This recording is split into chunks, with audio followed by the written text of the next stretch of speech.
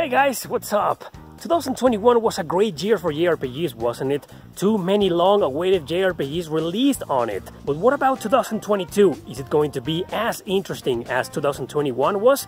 Well, we're just gonna have to wait and find out. So these are my most anticipated JRPGs of 2022. Let's begin!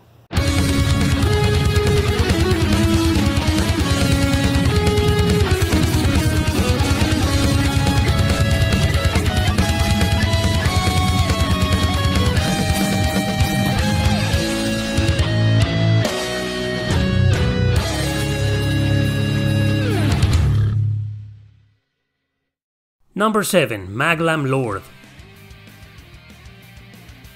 Everybody's calling this game a spiritual successor to those two Summon Night spin-offs we got on the Game Boy Advance. I can see why, especially since people who worked on those games will also be working on this one. It's apparently about the last demon lords crafting weapons and trying to find a partner to continue their bloodline. Yeah, something like that.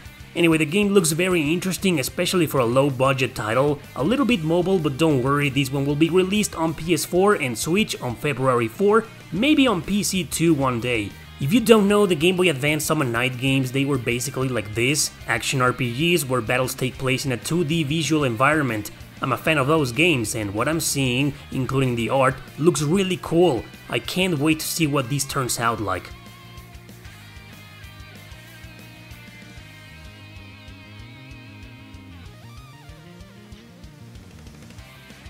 Number 6. Atelier Sophie II.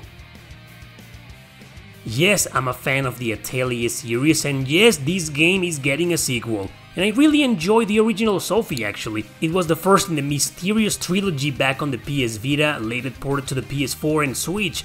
I guess since the popularity of Atelier Ryza obviously having its own direct sequel with the same main character, fans wondered over in Japan which other Atelier game will get the same treatment. Well, it seems the developers, Gust, picked Sophie for that matter, and while not among my favorite Atelier games, I'm still excited to see this new project. The game will be released on February 25 this very same year on Switch, PS4 and Windows.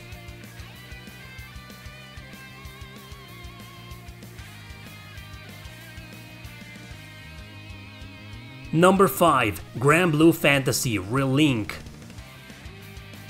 One of the most anticipated JRPGs lately is this action RPG.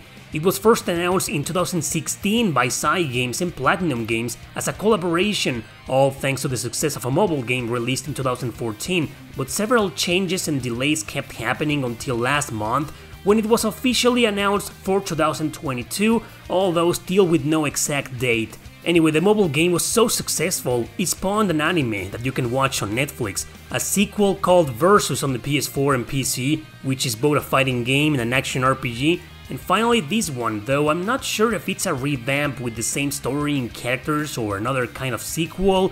If you're interested, I suggest you watch the anime to get acquainted with everything before playing Versus or Relink. Music by Nobuo Uematsu and art direction by Hideo Minaba, who worked together in Final Fantasy V, 6, 9 and Lost Odyssey, so imagine!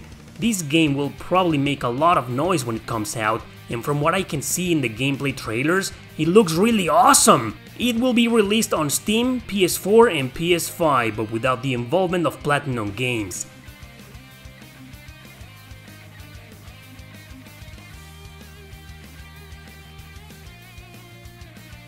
Number 4. Relayer. I was surprised when a fan told me about this game I knew nothing about. It was just announced a couple of months ago for the PS4 and PS5. It will be released on March 24, developed by Kadokawa Games. The same team that worked on God Wars Future Past also worked on this one. It's gonna be a futuristic RPG where humanity has at last made contact with an alien race they call the Relayers. Colonies are already there on the moon, and that's where the story starts, with the meeting of our two young heroines. As you've been seeing, it's a grid-based strategy RPG. Yep, my kinda jam! It definitely looks like 13 Sentinels just met with the Super Robot Wars franchise, based on what I've seen on the gameplay shown in the trailers, and the character design. I'm a fan of those series, as you probably already know, so I'm excited for this title. To see strategy RPGs slowly coming back gets me really hopeful.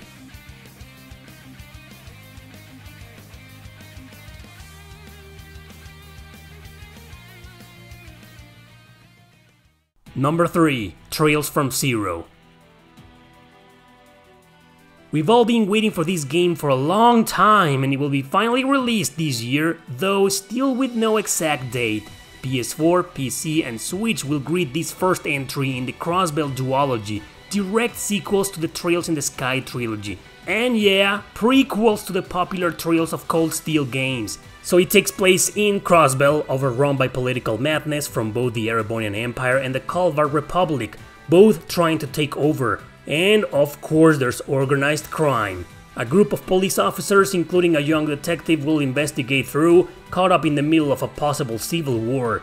NIS America is basing their translation on the one already made by Geofront. The game though was originally released for the PSP all the way back in 2010, obviously fan translated as well. Several revisions and ports were there, including this very same version, we're finally getting after so long.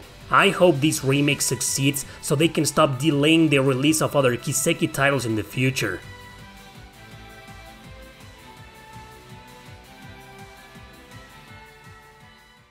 Number 2. Star Ocean: The Divine Force. I made a whole video about this game when it was first announced a couple of months ago.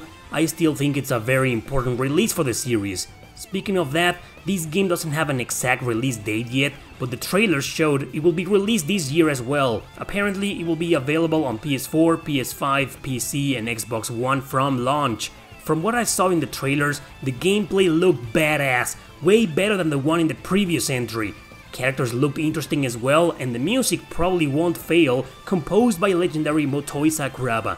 The graphics didn't look next generation, but I've never been one to really care about them, so I'm fine. I'm just happy that Square Enix and Tri-Ace are working together again. I hope they do the same with Valkyrie Profile one day.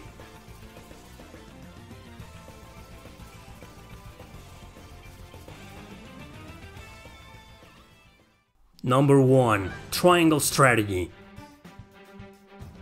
If this is number 1, you're probably wondering where the hell is Elden Ring, where is Final Fantasy Origin or Forspoken? Well, I'm not a Souls fan, so there you go, simple as that. And I don't have a PS5 and I don't play on PC, and Forspoken will be released on those two consoles, no PS4. Yeah. As a die-hard strategy RPGs fan, however, I'm totally looking forward to this game. I've been excited since I played the demo last year, a wholesome 4-hour adventure released on the Switch. Not much has changed on that department though, so for now, it will be a Switch exclusive. It will be released on March 4 in just 2 months as of the making of this video. I fell in love with the demo and I was told some small issues were fixed thanks to player feedback. I also love the fact that it will be a true role-playing game where your decisions will drastically affect the story. I really hope this game succeeds, man. Relayer 2 actually. Please save strategy RPGs from Doom or Oblivion, please.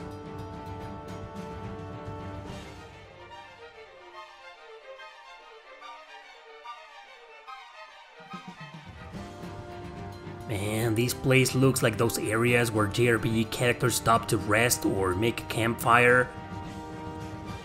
Yeah, beautiful. Alright guys, those are my most anticipated JRPGs for 2022. What are yours? Let me know in the comment section below. Thanks for watching, don't forget to subscribe and share this video with your friends. See you next time!